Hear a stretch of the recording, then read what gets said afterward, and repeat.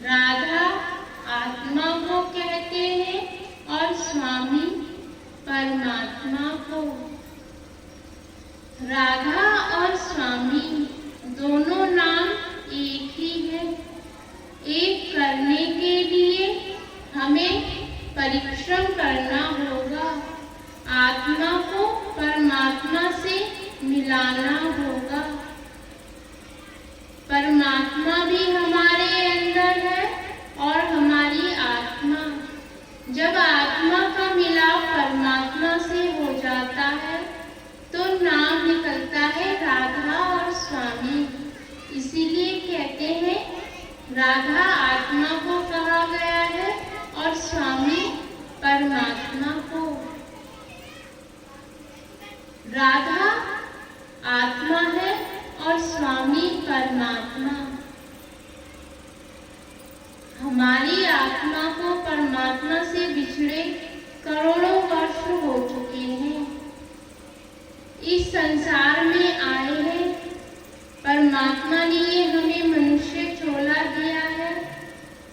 उनकी हमारे ऊपर बहुत असीम कृपा है जो उन्होंने हमारी आत्मा को ये मनुष्य चोला दिया है। इस शरीर में हमारी आत्मा आई है, 84 लाख जिया जून को भुगत कर आई है। कितने कोटि कर्मों को काट करके ये मनुष्य चोला हमें मिला है। परमात्मा की हमारे ऊपर असीम कृपा से, अनुपम कृपा से ये मनुष्य चोला हमें मिला है। हमारे धर्म शास्त्रों में से नर नारायणी देह भी कहा गया है कि इसी के अंदर, इस देह के अंदर ही सब कुछ समाहित है। सब कुछ इस देह के अंदर है। परमात्मा कहीं बाहर नहीं, हमारे ही अंतर में है। सिर्फ उसे ढूंढना है। महात्मा बुद्ध के पास एक शिष्य आया। उन्होंने महात्मा बुद्ध से कहा, मुझे परमात्मा से मिलना है। परमात्मा से तो संतों की वाणी ही कुछ अलग होती है। बुद्ध ने कहा, परमात्मा से मिलना है, परमात्मा के बारे में जानना है या परमात्मा को पाना है। तीनों ही बातें अलग हैं। जानने वाले भी बहुत होते हैं, परंतु पाने वाला, जानकारी तो परमात्मा की। अब हम यहाँ पर सभी बैठे हैं, सभी को परमात्मा की जानकारी होगी। परमात्मा की जानकारी होना एक अलग बात है और परमात्मा को पाना दूसरी बात है। परमात्मा की जानकारी मैं नहीं, आप भी मुझको दे सकते हैं, क्योंकि जानकारी तो सभी को परमात्मा की है। परंतु परमात्मा को पा लेना ये दूसरी बात है। तो जब शिष्य ने अपने गुरु बुद्ध से बोला कि मुझे परमात्मा की जानकारी नहीं चाहिए, मुझे परमात्मा को पाना है जैसा आपने पाया है। महात्मा बुद्ध ने कहा, ठीक है, जाकर के शिष्यों के लिए जो भी तुम्हें कार्य करना है, चावल कूटने हैं का कार्य उन्हें दे दिया। भिक्षु थे, जगह जगह भिक्षा मांगी थी, परंतु जिस भी ठिकाने पर वो रहे, उन्होंने कहा, सिर्फ तुम्हें ये आश्रम मिला है, ये आश्रम है, तुम्हें इस आश्रम में रहना है। क्योंकि महात्मा बुद्ध तो भ्रमण करते रहते थे, तो उनको एक आश्रम में ठहरा दिया और कहा, यहाँ बहुत से शिष्य हैं, यहाँ पर तुम्हें केवल चावल कूटने हैं। चावल कूटने का कार्य दिया गया कि शिष्यों के लिए जो भोजन बनेगा तो तुम्हें इधर चावल कूटने हैं। जब अब तुम्हें मेरे पास नहीं आना है, जब तुम्हें परमात्मा को जब तुम पालोगे तो मैं स्वयं तुम्हारे पास आऊंगा। ऐसे ही करते 12 वर्ष बीत गए। महात्मा बुद्ध फिर उस आश्रम में आए। उन्होंने कहा, तख्ती बाहर लटकी हुई है। इसके ऊपर परमात्मा के बारे में जो भी कुछ जानता है वो इस तख्ती पर लिख दे। बहुत से उस आश्रम में विद्वान थे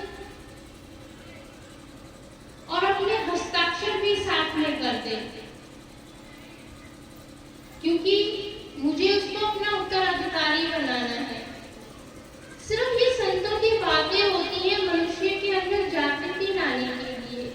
कौन उत्तराधिकारी बनेगा, कौन कैसे क्या करेगा, ये तो सब परमात्मा की मर्जी है।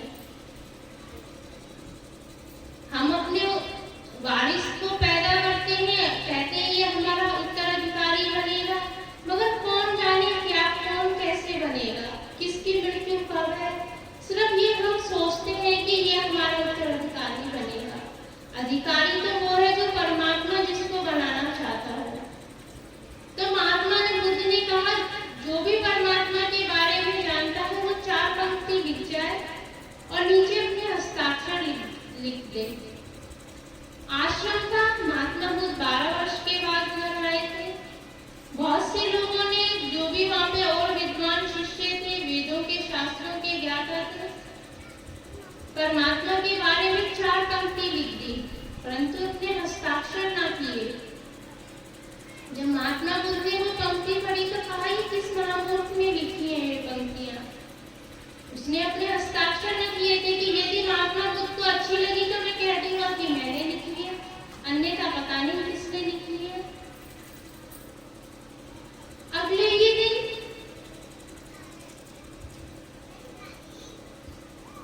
शिष्य हंसते हुए जा रहे थे, वो चावल फूट रहा था। 12 वर्ष हो चुके थे चावल फूटते फूटते। ना कहीं की बातें सुननी, ना कहीं आना, ना कहीं जाना, सिर्फ गुरु की एक बात माननी कि चावल फूटना। ना कहीं कोई क्लास में गए, ना कोई विद्या ग्रहण की, सिर्फ चावल फूटे। सिर्फ अपने गुरु की एक बात माननी कि चावल फूटने हैं तो चावल ही फूटने हैं। हम जहाँ पर भी कहीं पर भी हम जाते हैं, जितना जिससे मिलते हैं उतने ही हमारे विचार हमारे चारों तरफ गिरते हैं। कहते हैं परमात्मा को पाने के लिए थोड़ा सा मौन भी जरूरी है। इंसान जितना मौन रहेगा, जितना मौन रहेगा वो उतना ही अपने अंदर जाएगा। परंतु ये साधारण तो संभव नहीं है कि वो अधिकतर मौन रहे, परंतु मौन का अर्थ है कि अपने अंदर में जाना। क्योंकि विचारों को क्या है, जितने लोगों से हम मिलेंगे उतने ही विचार हमारे अंदर आएंगे, जितनों से हम बातें करेंगे उतने ही। तो वो जो चावल फूटता था वो सिर्फ चावल ही फूटता था, और जब थक जाता था तो उधर ही सो जाता था, फिर उठता था, अपने दिनचर्या के जो भी काम थे वो करता था, नहाना धोना इधर उधर करना और फिर अपना चावल फूटना। तो धीरे धीरे विचारों ने भी छोटा होना शुरू कर दिया। थोड़े विचार कमाने लगे, फिर और कमाने लगे, फिर और कमाने लगे विचार। जब विचारों का आना जाना बंद होगा तो हम स्वयं ही अंदर में चले जाएंगे। अब जो भी भाई बहन बुजुर्ग जो भी भजन अभ्यास के लिए बैठते हैं तो आंखें बंद करिए ही पहले विचार आ जाते हैं। तो ये विचार क्या है? विचार कौन भेजता है? विचार मन भेजता है। और विचार होता क्या है? विचार होगा आज का, कल का होगा, आने वाले कल का होगा, बीते हुए कल का होगा, मगर वर्तमान का कोई विचार नहीं होगा। यदि वर्तमान का विचार हो तो वर्तमान क्या है? हम भजन पर बैठे हैं और हमें भजन करना है, तो वर्तमान तो हम भूल ही जाते हैं। सिर्फ जो भी विचार आएगा आने वाले कल का और बीते हुए कल का, सिर्फ 2 विचार आते हैं। किसी भी हम अपना भजन अभ्यास खो देते हैं। यदि हम वर्तमान में रहे, हम सिर्फ वर्तमान सोचें तो वर्तमान उस